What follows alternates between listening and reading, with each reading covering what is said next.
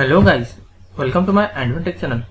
Today I am going to show in this video how to fix your DNS server might be unavailable in your Windows 11. So before going to start the video, if you are not subscribed my channel, please subscribe. So let's start the video. Guys, if your DNS server might be unavailable in your Windows 11, then I am showing you how to fix this issue. First of all, you need to click on Start menu, then type here CMD.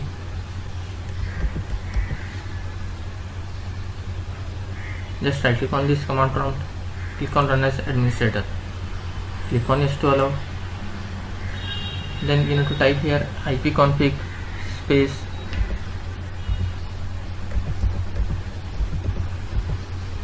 /flush DNS and click enter.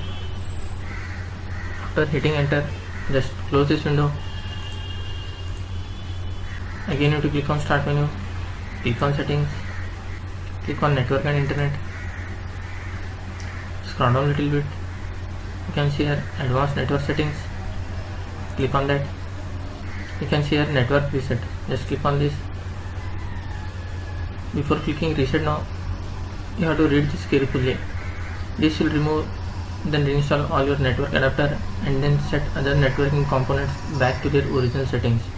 You might need to reinstall other networking software afterwards, such as VPN client software or virtual switches.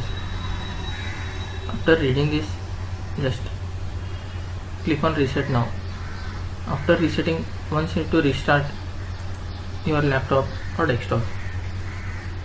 After restarting your laptop or desktop, hope your problem will be fixed. That's it guys. In this way you can fix your DNS server might be unavailable in your Windows 11. Thanks for watching. Hope if you like this video, please like, share and don't forget to subscribe.